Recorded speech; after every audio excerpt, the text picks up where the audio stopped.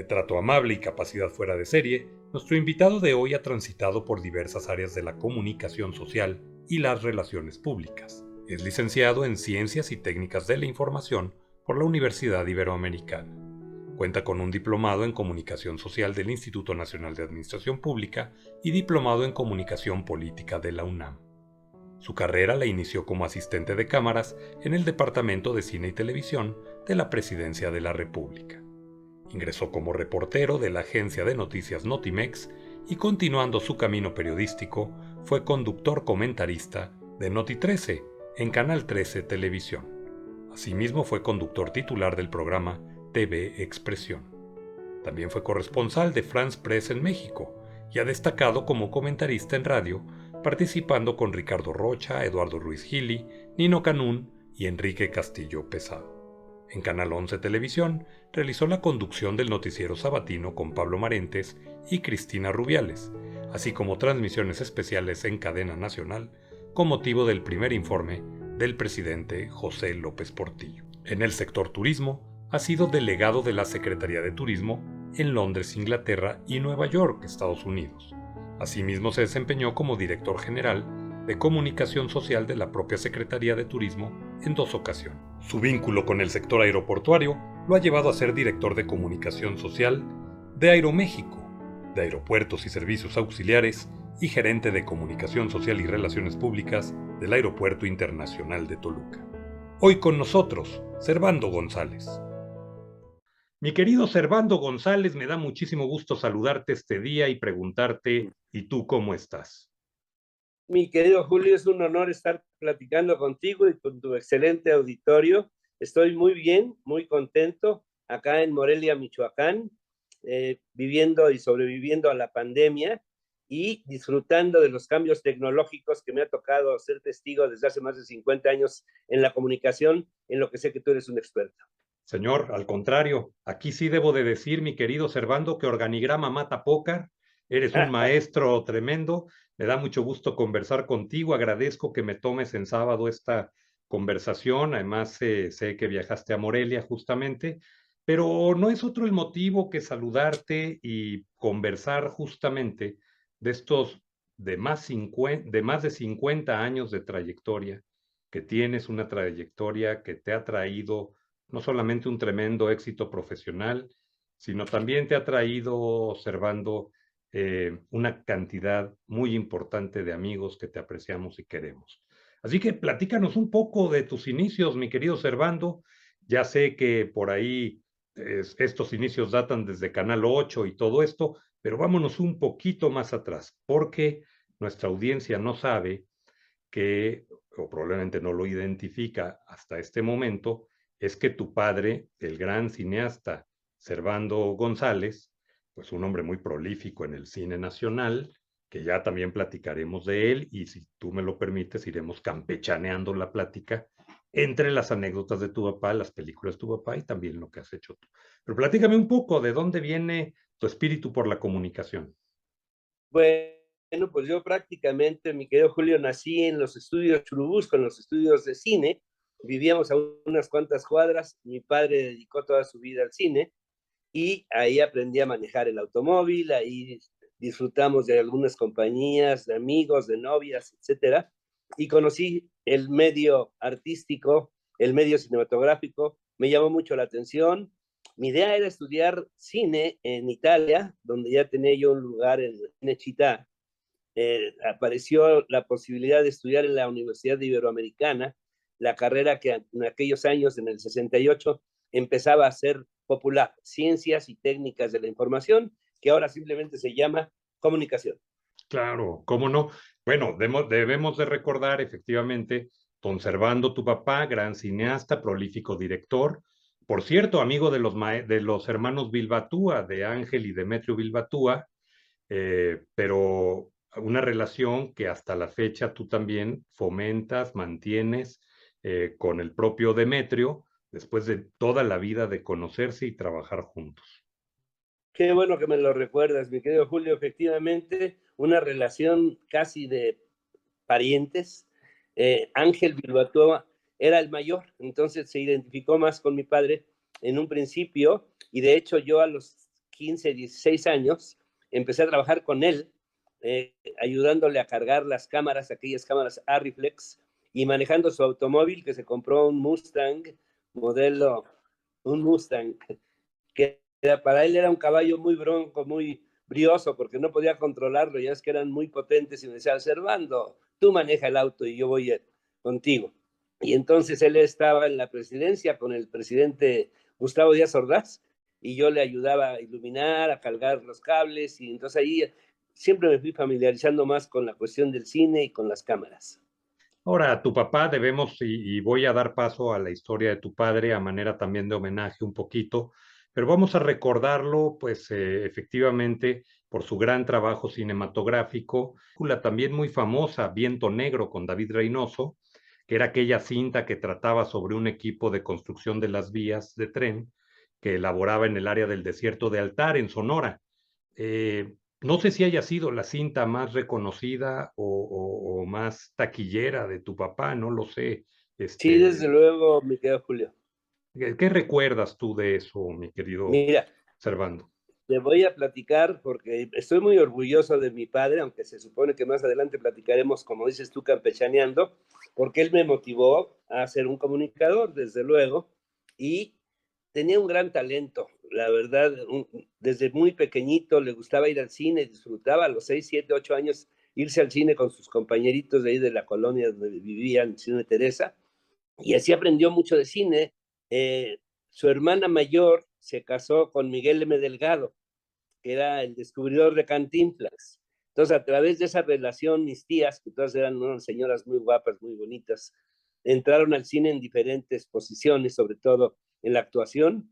Y a mi papá, a los 12 años, que se quedó huérfano, lo metieron a trabajar de ayudante en los estudios Clasa, que estaban allá por Tlalpan, en División del Norte y Tlalpan, y él empezó limpiando películas y ayudando a los editores y trayéndoles un refresquito, un cafecito, pero muy pronto fue ascendiendo, le vieron tanto talento, la verdad, de jovencito, que ya al rato lo mandaron a estudiar a Hollywood, el revelado de películas en color. Entonces fue una cosa extraordinaria de parte de un gran maestro que venía de Inglaterra, don Vernon Dickens, era su maestro, papá de Ronald y de Lawrence Dickens, grandes compañeros y amigos míos de la Ibero. Total que con ese talento y con esa preparación, al poco tiempo lo hicieron director de los laboratorios de cine Churubusco. Y ahí como director jefe de los laboratorios, se le ocurrió una idea. Venía un personaje muy importante de visita a Churubusco y él pidió el programa porque le avisaron, viene un señor muy importante.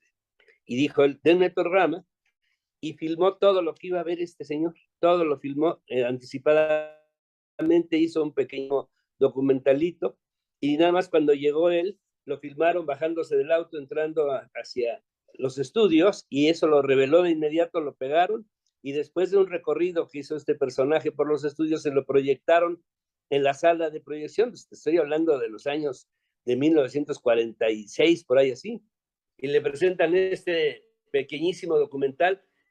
Y caray, dijo, qué barbaridad, ¿cómo lo hicieron? Porque en aquella época pues era una cosa extraordinaria ver en la pantalla gigante su imagen recién entrando a los estudios, y de pronto con todo lo que vio. Y ya le dijo, no, pues el joven Servando González, que venga. Y ese fue su pauta para que lo reconocieran.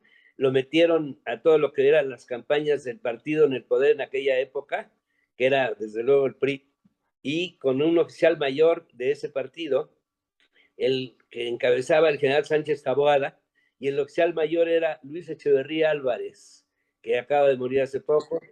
Ahí iniciaron una gran amistad. Venía ya la candidatura del presidente Adolfo López Mateos, lo integraron a la campaña. Mi papá, con todo lo que tenía de relaciones en el cine, con las artistas, ayudó y hizo un extraordinario trabajo, y fue el primer director de cine de la presidencia de la República. Pero él quería hacer películas, no quería ser burócrata de Funcionario, claro. ándale. Claro. Y entonces le pidió permiso al señor presidente, él andaba siempre con él, y ahí metió a los hermanos Bilbatúa, a Demetrio, que era muy jovencito, y a Ángel, que ya tenía casi 30 años. Entonces, ahí hicieron un gran equipo con Alex Phillips Jr. y otros camarógrafos de la época, Armando Carrillo, casado con Queta Labat, sus hijos son amigos nuestros, Armando Carrillo Labat, y hacía mi papá una serie de documentales y entrevistas con el señor presidente para meterlo de promoción en el cine. Tengo alguna foto grande que la tiene el más grande, mi querido Armando Carrillo Labat, su papá operando la cámara esta gigantesca de Panavision que usaban mucho en Hollywood, y el señor operador de la cámara, luego mi papá dirigiendo al presidente, acomodando sus libros en la biblioteca de Palacio Nacional. Son anécdotas, pero como le encantaba el cine, pidió permiso y empezó a hacer una peliculita que él tenía el ánimo de prepararla, que se llamaba El violín de Yanco. De aquel poema de Madre la selva canta y canta el bosque y canta la llanura y el roble que a las nubes se levanta, ¿no? Qué barbaridad, mi querido Julio, estás muy bien enterado. Y entonces adoptó esa historia para un jovencito, un niño indígena de Xochimilco, que tenía una gran facilidad de tocar el violín. No, Y lo no tocaba era cuando tu papá encuentra a ese niño, o ustedes y en conjunto con tu papá, si mal no recuerdo, y espero no estar equivocado, es aquel momento que el niño era hijo de un señor yucateco. Ándale, tienes muy buena memoria. Hijo de un Estás muy señor bien enterado. yucateco, y tu papá le pide permiso, ¿no? Lo oyen tocar ustedes tras una reja o algo, una cerca o lo que Ándale. sea. Y dice, alguien se asoma de ustedes y detecta que es un niño, le dicen a tu papá, oye, pues es un niño el que está tocando. Tocan en la casa de la persona, sale el papá, que era con acento yucateco, y los invita a pasar, y en principio se niega el señor a prestar al niño, ¿no?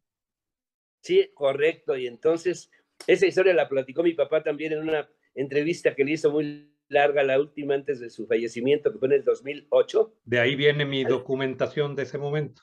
Alejandro Pelayo Rangel le hizo una extraordinaria entrevista, y entonces dice mi papá, y yo estaba ahí con él de testigo, porque tendríamos mi hermano y yo unos 10, 11 años, igual que el niño que tocaba el violín, y el señor le invitó a mi papá un xtaventún. Y Bueno, entonces pues ya imagínate, con eso sí prestas a toda la familia después de dos, a mano. los pocos minutos ya se hablaban de tú, ya le dijo, claro que sí, le platicó la historia de la película, y le dijo, ¿cuándo te llevas al niño? Y se lo llevó, se vino ya con nosotros, vivió en nuestra casa como si fuera otro hermano, Ricardo Ancona Sánchez, y la película fue extraordinaria. O sea, mi papá no estaba en el sindicato de cine, ya ves que había un sindicato muy, muy especial y muy cerrado, y entonces cuando se enteraron de que estaba haciendo una película, dijo, oye, Servando González, no, no, está haciendo un documental, que él se iba en sus ratos libres a filmar la peliculita en blanco y negro con Alex Phillips Jr. y con actores que consiguió. Por ejemplo, el viejito que toca el violín era un vecino de nuestra casa, era un viejito que fue un director de orquesta, un señor ya de 80 años con una barba blanca que daba el personaje extraordinario. Y lo mismo con los vecinos, les dijo, y préstenme al señor para que me acompañe a hacer esta película, que finalmente fue una película extraordinaria, ganó más de 30 premios internacionales, Yanko, el violín de Yanko. Y cuando finalmente se enteraron que era una película, ¿no? Una película de 1 hora y media, y que ya estaba ganando premios en Europa, se ganó el Oso de Berlín, estuvo en Cannes, estuvo en San Sebastián, y premios por todos lados. Entonces querían quemar la película, pero mi papá, como es tan cerca de la presidencia de la República, y sobre todo de doña Eva Sámano de López Mateos, que era la primera dama, le regaló con una película tan noble, tan blanca.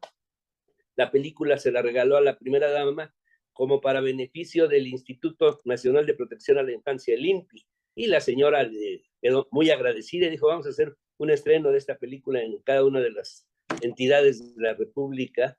Y gracias, Servando, y adelante. Entonces, los que querían quemar la película, que en esa época encabezaba a los directores de cine de México, Roberto Gabaldón, y le dijo, el presidente que quería tanto a mi padre, dijo, ¿quieres ser diputado?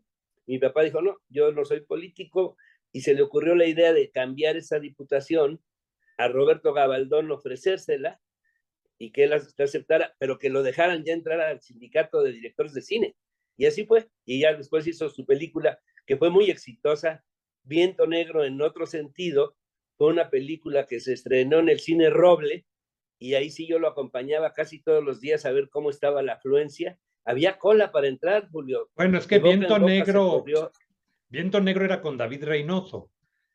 Claro, ahí nació como actor, David Reynoso como actor estrella. Claro, cómo Y no. se le quedó el título de El Mayor. La película rompió récord de taquilla y de tiempo en pantalla ahí en el Cine Raúl. Una película además que eh, tuvo sus peripecias porque el clima aquel de Sonora, en el desierto, pues también tuvo impacto en el equipo de grabación y de filmación y todo. Terrible, en el desierto de Altá. ¿Cómo Y no? estuvo ahí también Rodolfo Landa como actor, el hermano del presidente Luis Echeverría, y varios actores, Fernando Luján. Fue un exitazo, la verdad, ¿eh? José Elías Moreno. La película sigue siendo proyectada de vez en cuando en la Cineteca Nacional, cuando el aniversario luctuoso de mi padre, nosotros en el mes de octubre hacemos una proyección de alguna de sus películas, que por cierto él fue el primer director de cine mexicano que fue llamado a dirigir una película a los Estados Unidos con Anthony Perkins. Anthony Perkins vio algunas escenas de Yanko, de la película esa que te platicaba, la primera película que hizo, y era una película pirata, se puede decir, porque no estaban en el sindicato de cine. Pues cuando vio Tony Perkins esa película, dijo, yo quiero que el director de esta película me venga a dirigir a mí, esta que se llamaba The Fool Killer, es el asesino de tontos. Una película muy artística también, y mi papá fue llamado a Nueva York, lo anduvieron buscando en Churubusco y no lo encontraban porque cuando se enteraron que era Tony Perkins, decían, no, hombre, Servando ni habla inglés, no tiene caso, mejor le vamos a poner a fulano de tal, que finalmente Tony insistió en que localizaran a Servando, lo localizaron, lo invitaron a Nueva York para platicar sobre el tema, se llevó a Alex Phillips, que él sí tenía el lenguaje materno inglés, entonces era su camarógrafo y su traductor. Dice que lo trataron como si fuera un VIP, le mandaron una limusina, lo llevaron a platicar a las oficinas lujosísimas ahí en Manhattan. Salió el productor, que era un tal Eli Landau, terminaron siendo muy amigos, le ofrecieron un sueldo interesante en dólares, que él cuando escuchó la cifra puso una cara que los americanos interpretaron como que se le hacía poco, dijo, no, es una cantidad para iniciar a platicar y de Ya ahí después podemos de ya ahí vamos viendo. ajustar. Y fue una experiencia interesante. Fíjate que también fue director después de teatro. No, no, yo me acuerdo, pues, la mujer hizo al hombre. Ándale, Claro, estás muy enterado. de aquel general Joaquín Amaro, quien por cierto pudo haber llegado a ser presidente de la República y fue un destacado militar durante el gobierno de Plutarco Elías Calles, que por Sí, sí, cierto aquí te platico entre nos que el telegrafista personal de Plutarco Elías Calles fue don Luis Farfán Ramírez, abuelo de mi esposa. ah, qué interesante. Entonces, por eso digo, lo traigo a colación, porque justamente, pues el famoso general Joaquín Amaro, aquel hombre de la racada, Muy famoso. pues él pudo haber sido presidente de la República. Fíjate que esta obra la montaron en el Teatro Hidalgo. Yo estaba en la Ibero, te hablo de 1971, estaba casi a la mitad de mi carrera. Y mi papá, que no era un hombre de teatro, y tuvo que hablar con Griselda Álvarez, que luego fue gobernadora en Colima, Con aquella para que película de ¿Qué color es el viento? Del título. ella le regaló el título. Ah, ella fue la que puso el título. Sí, porque mi papá le platicó la historia de la película y dijo, ¿cómo se llama? No tengo el nombre, lo estoy buscando. Y dice, yo te lo regalo. Y le dijo, ¿de qué color es el viento? En signos de interrogación. Y fue también una película de mucho éxito, ¿eh? De la historia de los niños invidentes. Y Griselda Álvarez, una gobernadora peculiar, recordada, muy recordada en Colima. Claro, gran escritora, una mujer Muy extraordinaria. culta. Y, ajá. Uh-huh. O sea, mi papá estaba en el equipo de comunicación y cine con el señor presidente Luis Echeverría, que siempre fue su amigo hasta el último día de su muerte de mi padre. Y con esa lealtad que le tenía y no se quería integrar al equipo de comunicación porque él no le gustaba la cuestión política y alinearse en el organigrama con otras personas que en ese momento estaban alrededor de don Luis Echeverría. Y entonces le dijo, yo lo que quiero es hacer cine o teatro. Entonces, por lo pronto, vete a hacer teatro y ahí está Griselda Álvarez con esa historia extraordinaria que tú conoces muy bien, del general Joaquín Amaro, que por cierto está su estatua afuera del Auditorio Nacional, y sobre Reforma hay un monumento en su honor, está montando a caballo. Ahí está todavía sí, que poca gente sabe estas anécdotas y que pudo haber llegado a ser presidente de la República, con Yo una estuve historia casi fascinante. en todas las funciones, mi querido Julio, porque mi papá, cuando le dan el teatro, le dice, ¿quién va a manejar la dulcería?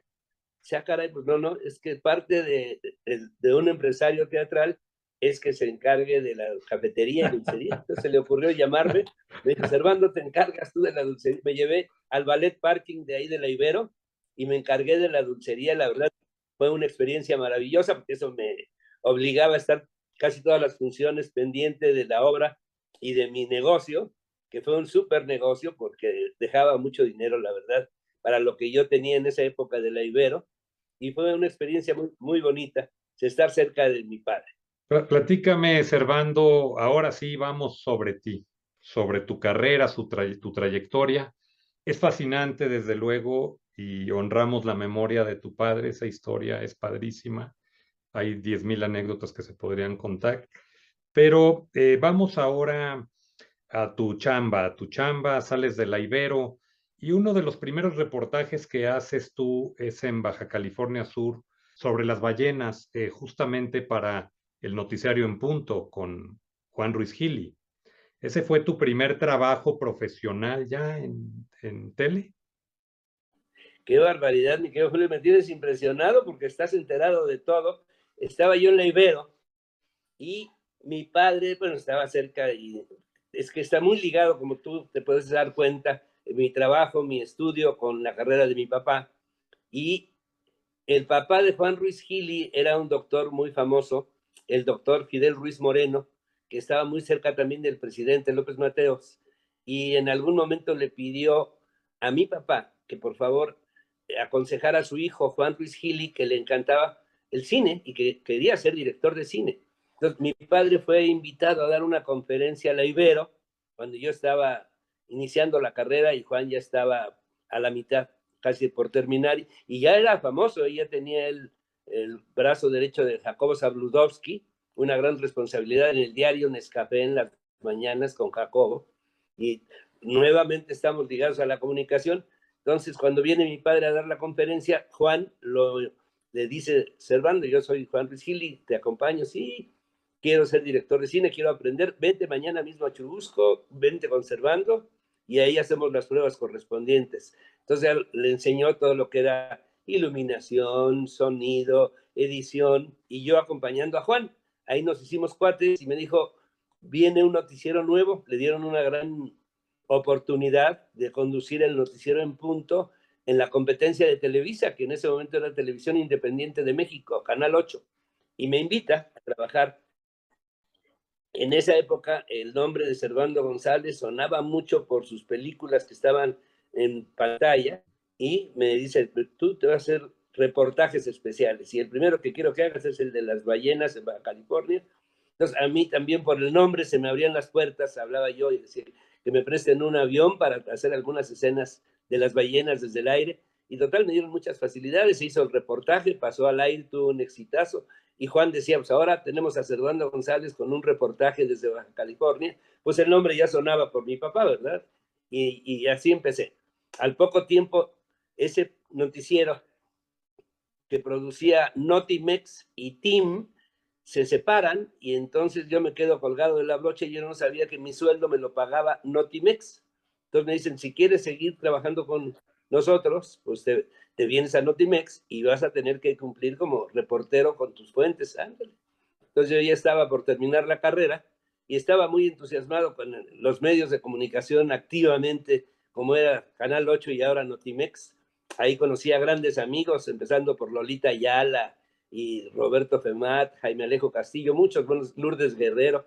Total que la verdad yo tenía en aquella época el nombre de Fifi, el auto de Fifi y la escuela, la Ibero de Fifi. Entonces, como que el jefe de información de Notimex dijo, este tipo, pobrecito, no requiere el trabajo, mejor vamos a meter a alguien que Que realmente sí lo lo necesite. necesite. Y claro, y me mandan a cubrir la fuente del aeropuerto, pensando que ahí pronto yo iba a darme Por por vencido. vencido, Ujú. pero la verdad me gustó. La verdad empezaba yo desde las 6 de la mañana cubriendo y viendo si estaba el aeropuerto abierto, de dónde venía el viento, qué visibilidad tenía, etcétera. Y gracias a esto me empecé a hacer amigo de los pilotos, de las sobrecargos, de los de la aduana, de la torre de control, porque diario hablaba con ellos y cuando había alguna emergencia, pues el primero que se enteraba era yo. Y pues me gustó tanto que casi se convirtió en mi casa el Aeropuerto Internacional de la Ciudad de México, y los pilotos y las noticias y los secuestros y todo lo que está en torno de un aeropuerto, los intentos de contrabando. Al poco tiempo, bueno, conseguí yo noticias exclusivas con presidentes, con embajadores, y estábamos en aquella época. Notimex era muy importante y teníamos noticias en todos los canales.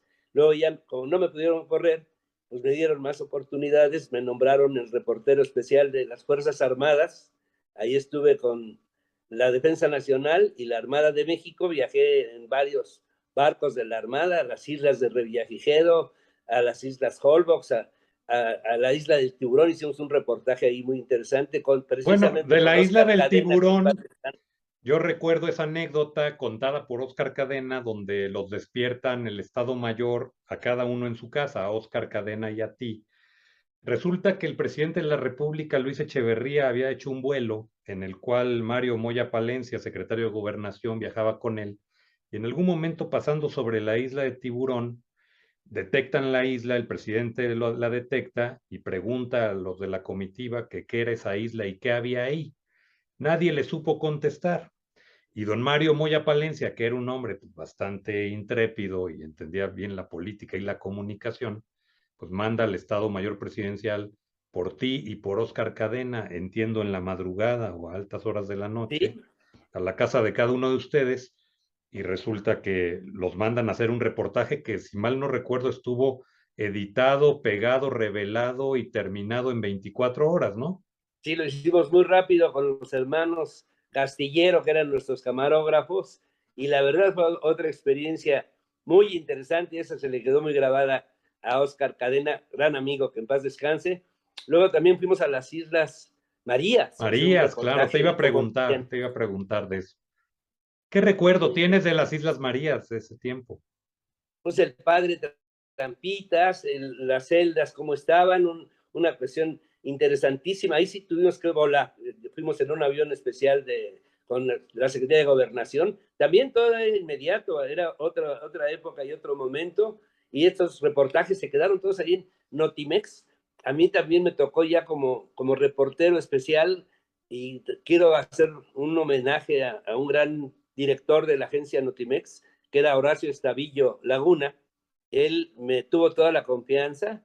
Por ejemplo, te puedo platicar que en algún momento estaba yo invitado, como cubría cuestiones de aviación, Aeroméxico me hizo el favor de invitar al vuelo inaugural a Buenos Aires. Y yo venía encantado con mi carta de invitación al jefe de información, y me manda a volar. Es como ir a Buenos Aires, es casi como ir a Europa, y aquí se va a quedar tus puentes. Tenía yo la Secretaría de Turismo, que ya era secretaría en aquella época. Empezó siendo jefatura, me tocó cubrir a Agustino Lachea Borbón como jefe de turismo. Me hizo el favor de invitar a varios lugares, entre otros a Puebla, Africam, en donde estaba el capitán Camacho, propietario de Africam, que murió devorado por uno de sus leones. Total que muchas experiencias, Julio. Me, me, no me autoriza a ir al vuelo de Aeroméxico y me da mucho coraje. Entonces me voy a hacer mi trabajo y me encuentro en el elevador a Horacio Estavillo. Y me dice, ¿qué pasó, Serván? A ver, véngase conmigo, vamos al penthouse, a su oficina. ¿Qué pasa? ¿Por qué lo veo tan molesto? Ya le platiqué la historia y dijo, a ver, Servando, ¿qué pasó en Argentina? ¿Qué está sucediendo ahorita? Hay un golpe de Estado. Estaba el general Videla, Jorge Rafael Videla, como jefe de gobierno después del golpe de Estado que hicieron. Me dice, ¿por qué? Y ya me cayó el 20 luego. Me fui de inmediato a la embajada de Argentina en México. Estaba de encargado de negocios un señor, Juan Amate, que le dijo, oiga, quiero solicitar una entrevista exclusiva con el señor. ¿Cómo? No lo podía creer, pensó que estaba yo medio loco. estaba yo muy jovencito. Bueno, aquí están las preguntas, dígale que voy a estar por allá el día 20 de agosto y si nos da la entrevista son 15 minutos y estas son las preguntas. Total, que al día siguiente me llamó sorprendido. El señor presidente Videla ya autorizó la entrevista, ya el 20 de agosto. Ya regresé, a ver, deme una copia del Telex de cómo le confirmaron. Se lo enseñé al señor jefe de información. Adelante, Servando, sales con Aeroméxico y qué camarógrafo que vino conmigo, Saúl de Anda. Ese golpe de Estado del que estamos hablando es el de 1976, 24 de marzo, cuando dan ese golpe de Estado, ¿no, Servando? ¿Era en esos años? Correctísimo, Julio, qué barbaridad, estás súper enterado y tienes muy buena memoria para la historia. Tuvimos la entrevista, nos dio casi 25 minutos de entrevista, e hicimos un reportaje en toda la ciudad de Buenos Aires. Regresando, el que conducía el noticiero en la mañana era mi gran maestro y amigo Guillermo Ochoa, y me dijo, vénganse, en aquella época tú recordarás que filmábamos en película de 6 milímetros, se tenía que revelar la película, luego editarla para montarla en un proyector y que saliera al aire, ¿no? Qué diferencia a la tecnología moderna.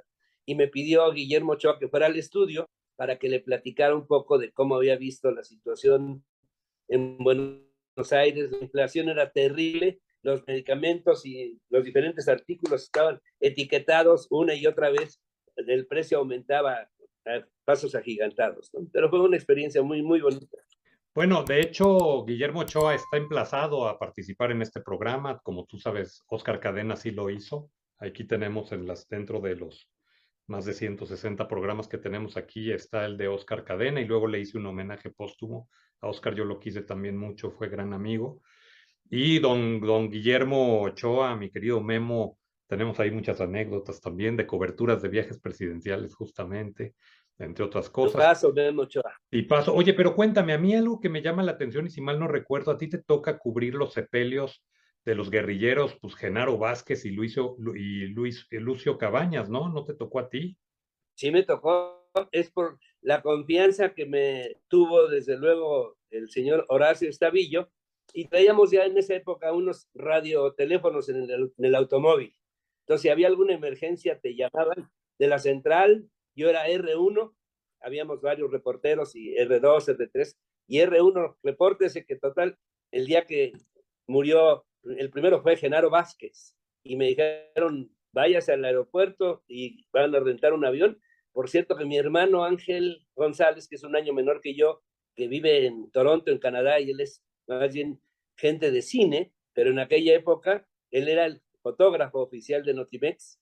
Entonces nos llevábamos a un camarógrafo y a mi hermano Ángel como fotógrafo y ayudante de audio, y nos fuimos a rentar un avión al aeropuerto para que nos llevara a un pueblito que se llama San Luis Acatlán, en la sierra. Y total, el avión que rentamos, solicitamos que fuera para aterrizar en San Luis Acatlán. Me dijeron, claro que sí, vámonos. Nos subimos al avión, un avión de 2 motores. Llegamos a San Luis Acatlán y ve el piloto la pista, que es una pista pues en medio del campo, ¿eh? Y me dijo, Servando, me va a disculpar, pero yo aquí no puedo bajar porque seguramente el avión sí puede aterrizar, pero luego no salgo de ahí. Entonces, los voy a dejar en el lugar más cercano para que ustedes lleguen por tierra. ¿Y sabes dónde nos dejó? ¿En dónde? En Acapulco, en Acapulco. No, pues estaban Entonces todos. ahí Ajá. queríamos rentar un jeep para ir a la montaña, no Ujú, había jeeps para renta, no había ningún carro. Y ujú. nos vio ahí un señorista que vio las cámaras, y dijo, ¿qué tienen un problema? Sí, queremos llegar a San Luis Acatlán, yo los llevo, pero el carro, él tenía un Falcon y nos llevó Ándale. en su coche. Ya cuando íbamos a entrar a la sierra, había una tiendita, pues en aquella época no teníamos ya teléfonos celulares ni nada. Entramos a la tienda, el último teléfono antes de entrar a la selva, y nos dijeron ahí, tengan mucho cuidado, porque ya para eso eran las 11 de la noche, ¿eh? Sí, Primero fue Genaro Vázquez. Genaro Vázquez, que supuestamente se enteró, tuvo un problema y se estrelló en su automóvil, y ahí ya lo descubrieron los militares y obviamente que mandaron el cadáver a su tierra. Y finalmente, para no hacerte el cuento tan largo, tuvimos el automóvil del taxista, el tal Falcon, a los cuantos minutos se desclochó y ya no pudo avanzar. Entonces venía un camión de redilas, ahí nos dejó en medio de la oscuridad y además había mucho peligro porque obviamente que el pueblo estaba enardecido. Genaro Vázquez era un ídolo en esas tierras, estaba el ejército en busca de otras pistas y estaba la gente de otras corporaciones policíacas también. Entonces había mucho riesgo de que te confundieran y que te hicieran daño, ¿no? Finalmente pasó un camión de redilas cargando gasolinas, unos tanques de gasolina, y nos llevó, nos hizo el favor de llevar ese camionzote, sí podía avanzar ahí entre las montañas, pero nos pidieron que no fumáramos y que cuidado, no veníamos preparados para, ahí en las sierras de mucho frío, Julio, en la noche, mucho, mucho frío, y ni modo hasta que el cuate se paró, porque él también tenía que echarse un sueñito, nosotros ya caminamos un poquito para que se nos quitara el frío tan espantoso. Finalmente llegamos a las 5 de la mañana a la casa de Genaro Vázquez, que estaban rojas. Ahí nos invitó la viuda un cafecito, un pozolito, invitó, la gente muy amable y muy agradable. Al día siguiente, bueno, en cuanto salió el sol, acompañamos, ahí estaba tu amigo Joaquín López Dóriga también, por cierto, le tocó cubrir ese evento. Claro, pero además, ¿sabes qué? Que sí hacía frío porque tú te has caído en cuenta que Genaro muere el 2 de febrero del 72 sí. y Lucio muere el 2 de diciembre, pero del 74. O sea, los Correcto. dos mueren el día 2 de meses distintos, de 2 años diferentes. Es algo que me llama la atención, pero bueno, simplemente. Pero fíjate, las coincidencias también. Ajá. Mi primera hija nació en 72 mira. y mi segundo hijo, que es Servando, nació en 74. O sea, yo ya andaba para eso, trabajando intensamente, mi querido Julio, porque la verdad el sueldo, aunque se portó muy amable con nosotros, el señor Horacio Estavillo, y nos dio sueldos privilegiados, a otro hermano mío que se llama Roberto Femat Ramírez, buen amigo, y que hizo una carrera extraordinaria en los medios de comunicación, pero a pesar de todo, no nos alcanzaba, ¿eh? Estábamos los dos recién casados y tú sabes los gastos que tiene un recién casado. Y aparte, yo estaba pagando mi colegiatura de la universidad, me faltaba, yo terminé mi carrera hasta el 73. O sea, te faltaba todavía un rato. Un ratito y como mi padre era un hombre muy, muy estricto y yo siempre fui muy apegado a sus órdenes y sus deseos, pero tú sabes, cuando te enamoras, pues adelante. Entonces yo dije, papá, yo ya no te preocupes, voy a hacer mi vida independiente y que Dios te bendiga. Y entonces me fui a vivir yo en mi vida totalmente independiente y mi papá respetó ese hecho, ¿eh? Hasta que finalmente empecé a coleccionar chambas, Julio.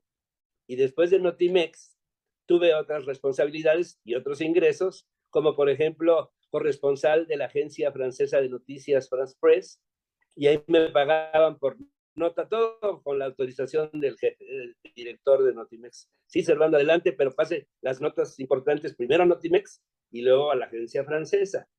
Y así por el estilo, de pronto apareció un hombre, en este caso yo coleccioné chambas y con la suerte de que siempre el director de Notimex, primero Horacio y luego Pedro Ferriz, tu amigo y maestro, don Pedro Ferriz Santa Cruz, llegó a Notimex y pues obviamente yo ya tenía una relación de mucho afecto con él y conmigo y ahí mejoró mi situación en todos sentidos porque le invité a desayunar a su casa al director general de Aeroméxico, se hicieron muchos negocios a favor de Notimex y mi estrellatos subió muchísimo porque tenía yo todo el apoyo, más apoyo todavía de don Pedro.